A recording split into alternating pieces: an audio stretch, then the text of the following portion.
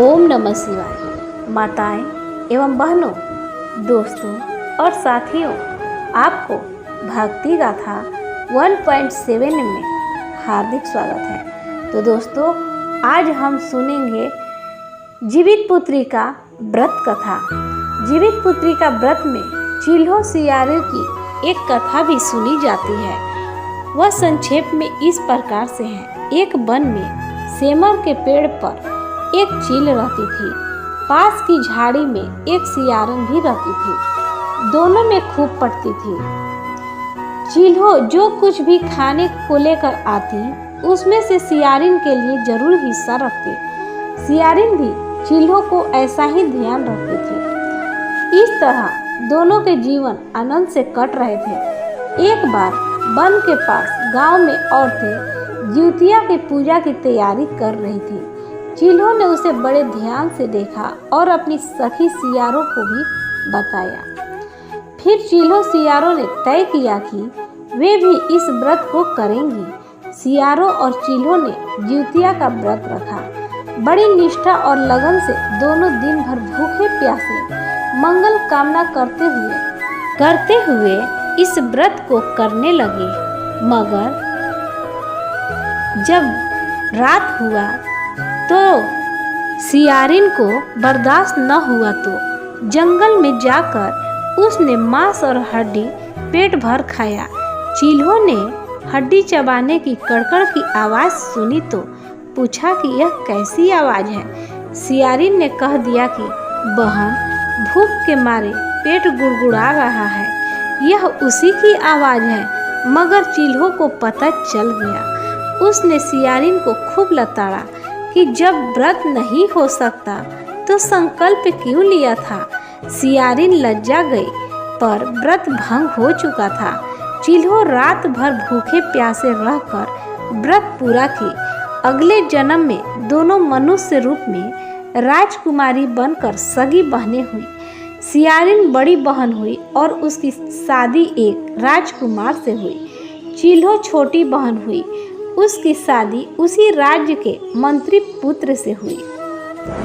बाद में दोनों राजा और मंत्री बने। सियारिन रानी के जो भी बच्चे होते वे मर जाते, जबकि चिल्हो के बच्चे स्वस्थ और हट्टे कट्टे रहते। इससे उसे जलन होती थी।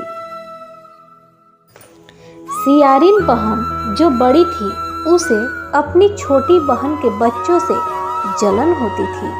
वह जब भी अपनी छोटी बहन के बच्चों को देखती, उसका खून खौलता था। एक बार उसने एक योजना बनाई और अपनी बहन के बच्चों को बोला, आज हमारे घर पर पूजा है, तुम सब जल्दी आना। उधर चील बनी छोटी बहन जीवित पुत्रिका का व्रत भूखी थी। वहाँ वह अपनी बच्चों की सलामती के लिए व्रत रखी पूजा कर रही थी। इधर बड़ी बहन जो सियारिन, वह झूठी पूजा का बहाना बनाकर उन सब का शीश काटकर 7 थाली में सजाकर अपनी बहन के घर भेज दी और लाल कपड़ों से ढक दिया। जब वह रास्ते में घर पहुंचने वाले थे, तभी सभी का शीश उनके धर में जा लगा और वे जीवित हो गए। इधर शीश से भेजा था वह सब अनेक प्रकार के सुंदर फल हो गए थे। जब उसकी बहन को मिला वह फल और 7 बेटे जीवित घर आए तो चील बनी छोटी बहन बहुत प्रसन्न हुई और भगवान जीवितवाहन की पूजा हंसी खुशी से की। उधर सियारिन बड़ी बहन सोच में थी कि अभी तक कुछ खबर क्यों नहीं आई।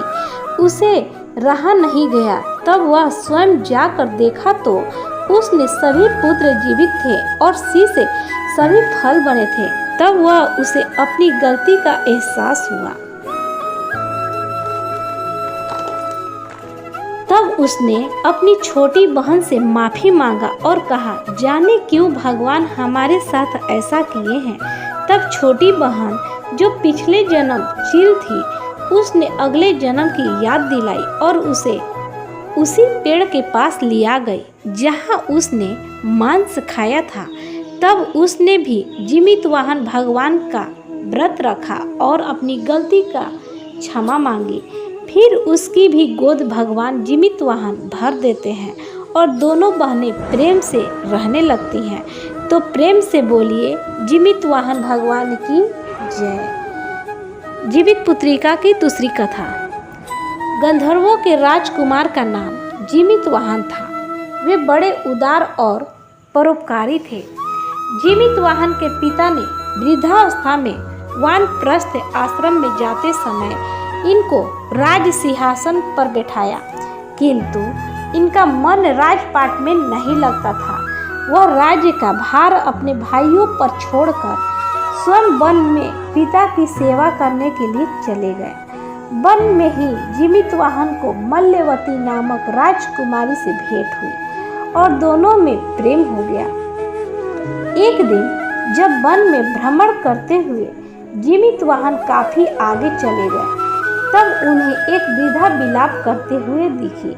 पूछने पर वह वृद्धा ने रोते हुए बताया कि मैं नागवंश की स्त्री हूँ, मुझे एक ही पुत्र है। पंछी राज गरुड़ के कोप से मुक्ति दिलाने के लिए नागों ने यह व्यवस्था की है। वे गरुड़ को प्रतिदिन भक्षण हेतु एक युवा नाग सौंपते हैं। आज मेरे पुत्र शंखचूड़ की बलि का दिन है। आज मेरे पुत्र के जीवन पर संकट है और थोड़ी देर बाद ही मैं पुत्रहीन हो जाऊंगी। एक स्त्री के लिए उससे बड़ा दुख क्या होगा कि उसके जीते ही उसका पुत्र न रहे। जीवित वाहन को यह सुनकर बड़ा दुख हुआ। उन्होंने उस वृद्धा को विश्वास दिलाते हुए कहा कि डरो मत, मैं तुम्हारे पुत्र के प्राणों की रक्षा करूंगा। आज उसके स्थान पर स्वयं मैं अपने आप को उसके लाल कपड़ों में ढककर वधशिला पर लेटूंगा, ताकि गरुड़ मुझे खा जाए और तुम्हारा पुत्र बच जाए। इतना कहकर जीवित वाहन ने शंखचूड़ के हाथ से लाल कपड़ा ले लिया और उसे लपेटकर गरुड़ के बलि देने के लिए चुनी गई वधशिला पर लेट गए। नियत समय पर गरुड़ बड़े वेग से आए और वे लाल कपड़े में ढके जीवित वाहन को पंजे में दबोचकर पहाड़ के शिखर पर जाकर बैठ गए। गरुड़ ने अपनी कठोर चोंच का प्रहार किया और जीवित वाहन के शरीर में मांस का बड़ा हिस्सा नोच लिया। इसकी पीड़ा से जीवित वाहन की आंखों से आंसू बह निकले और वह दर्द से कराहने लगे। अपने पंजों में जकड़े प्राणी की आंखों में आंसू और मुख से कराह सुनकर गरुड़ बड़े आश्चर्य में पड़ गए, क्योंकि ऐसा पहले कभी नहीं हुआ था। उन्होंने जीवित वाहन से उनका परिचय पूछा।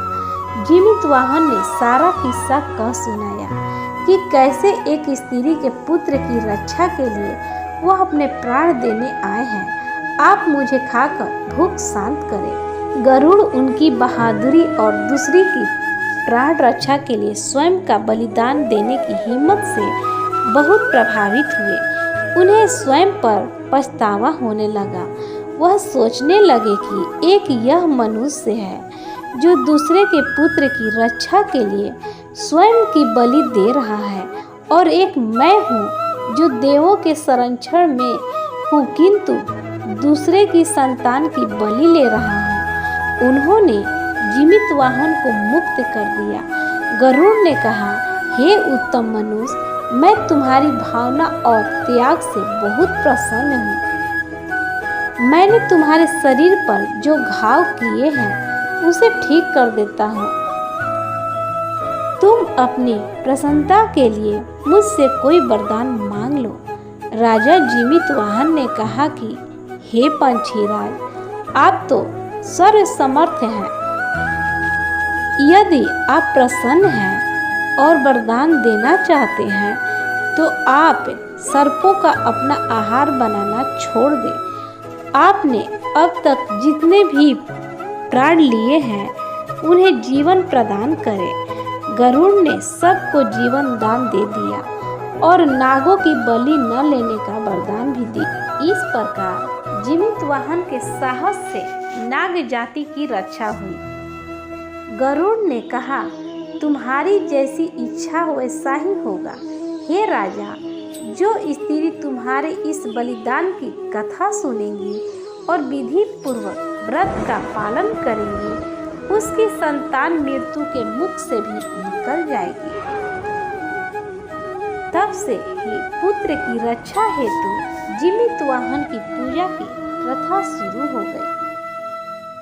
यह कथा कैलाश पर्वत पर भगवान शंकर ने माता पार्वती को सुनाई थी।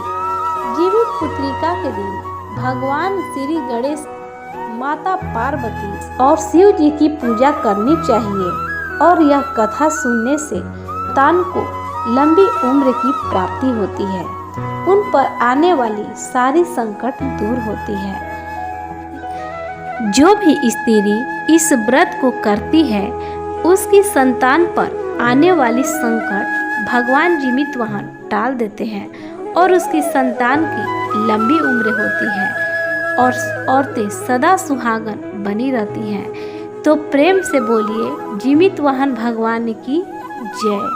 दोस्तों, अगर आपको हमारी वीडियो अच्छी लगी हो तो लाइक, शेयर, कमेंट एवं सब्सक्राइब जरूर करें।